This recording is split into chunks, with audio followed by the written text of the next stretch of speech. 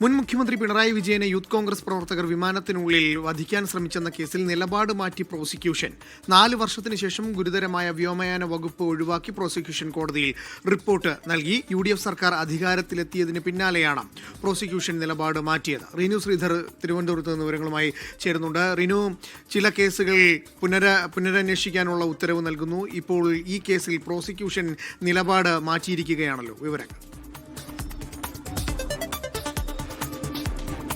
അനുപ, 4 വർഷത്തിന് ശേഷമാണ് പിണറായി വിജയനെ വിമാനത്തിൽ വെച്ച് ആക്രമിക്കാൻ ശ്രമിച്ചു എന്നുള്ള കേസിൽ ഗുരുതര വകുപ്പുകൾ ഒഴിവാക്കിക്കൊണ്ട് ഇപ്പോൾ കോടതിയിൽ റിപ്പോർട്ട് സമർപ്പിച്ചിരിക്കുന്നത്. തിരുവനന്തപുരം പ്രിൻസിപ്പൽ സെഷൻസ് കോടതിയിലാണ് പ്രോസിക്യൂഷൻ റിപ്പോർട്ട് സമർപ്പിച്ചത്. അതായത് നമുക്കറിയാം, 4 വർഷങ്ങൾക്ക് മുമ്പ് കണ്ണൂരിൽ നിന്ന് തിരുവനന്തപുരത്തേക്ക് വരുന്ന വിമാന മാർഗം അല്ലെങ്കിൽ വിമാനത്തിൽ വെച്ചാണ് തിരുവനന്തപുരത്ത് വെച്ച് വലിയ പ്രതിഷേധമുണ്ടാകുന്നത്. യൂത്ത് കോൺഗ്രസ് പ്രവർത്തകരായിട്ടുള്ള ഫർസീൻ മജീദ്, നവീൻ, സുദീപ്, ജെയിംസ്, കേസ്, ശബനിദാതൻ എന്നിവർ ഉൾപ്പെടെയുള്ളവരായിരുന്നു ഈ കേസിലെ പ്രതിയിൽ.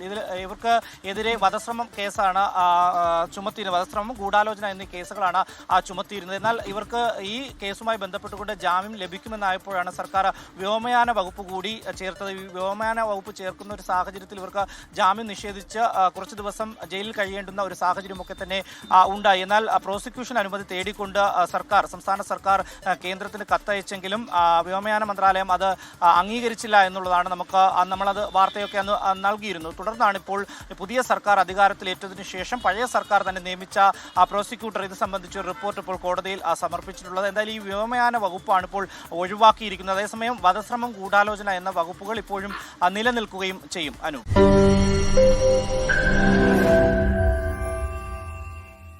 ലോകത്തെവിടെയായാലും ഏത് സമയത്തും 24 വാർത്തകളും ഓഗ്മെന്റഡ് റിയാലിറ്റി പാക്കേജുകളും എക്സ്പ്ലെയിനറുകളും വിശദമായി കാണാൻ ഞങ്ങളുടെ YouTube ചാനൽ നിങ്ങൾക്ക് സബ്സ്ക്രൈബ് ചെയ്യാം.